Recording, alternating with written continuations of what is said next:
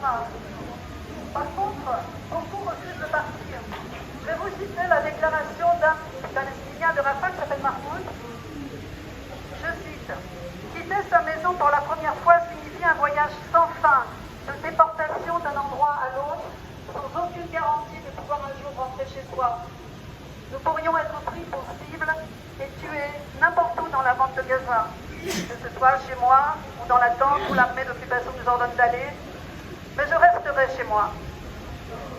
Si nous survivons, je serai chez moi. Et si je ne survis pas, je mourrai en défendant ma terre et ma maison. Et il n'y a rien de plus honorable. Fin de citation. Quant aux agences humanitaires présentes à Gaza, elles ont déclaré lundi qu'elles ne quitteraient pas Rafah. Les points de passage sont fermés. Les chars israéliens ont pris d'assaut ce qu'on appelle le couloir Philadelphie, c'est-à-dire une bande d'1 kilomètre de large environ qui court tout le long de la frontière avec l'Égypte. Et ils ont mené de vastes opérations de sabotage et de tir du côté palestinien du point de passage. Ils ont remplacé le drapeau palestinien par le drapeau israélien.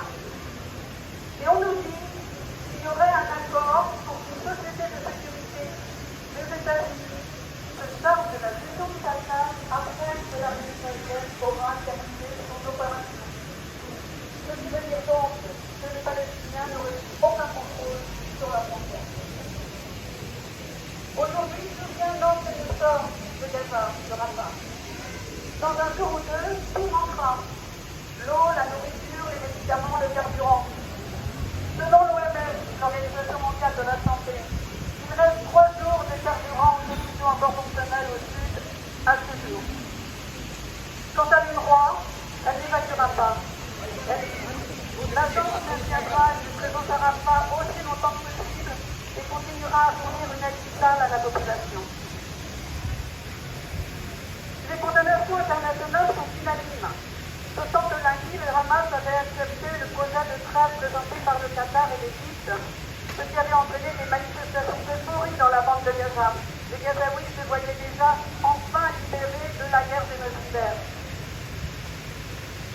Alors l'armée israélienne affirme que ces opérations sont limitées et de faible ampleur avant la réelle offensive au cœur de la ville de Rafah. Mais ça, c'est la ligne rouge pour les États-Unis. Et Biden a réalisé. Et c'est là que cette offensive dans Rafah a lieu, il arrêtera de fournir des armes à l'armée israélienne, notamment des offensives. Une cargaison de 1800 bombes de 900 kg et de 1700 bombes de 227 kg a déjà été suspendue la semaine dernière. Pourtant, Netanyahou s'obstine dans sa stratégie génocidaire. Elle vise à détruire Gaza, à en expulser les Palestiniens, tout en le protégeant des possibilités et de la mise en cause de sa responsabilité énorme dans l'attaque du 7 octobre. Survie politique et judiciaire au détriment de centaines de milliers de civils et aussi des otages israéliens qui restent à Gaza et qui ne sont qu'un prétexte fallacieux aux opérations militaires. En Israël, les manifestations menées par des familles d'otages se multiplient pour exiger un accord de trêve, pour permettre la libération des otages. Ces manifestations expriment la défiance de l'opinion envers Netanyahou et son gouvernement fasciste. Il y a, au moment où l'on parle, en tout cas, il y a une manifestation à Tel Aviv. Je vais vous lire le rappel. Une partie de le rappel. L'invasion de Rafah est un désastre qui coûtera de nombreux vies innocents à Gaza comme en Israël et augmentera le risque d'une guerre régionale avec le Liban et l'Iran.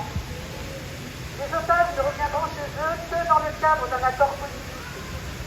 Et le retour des déplacés du nord et du sud de Gaza dans leur foyer et la reconstruction de leur vie ne sont pas possibles sous un gouvernement déterminé à poursuivre la guerre éternelle qui sacralise la mort et l'économie. Le camp de la vie propose une autre voie. Arrêter cette terrible guerre qui n'apporte pas la sécurité, mais seulement la destruction et la mort, et emprunter une autre voie. Nous, notre société, devons suivre la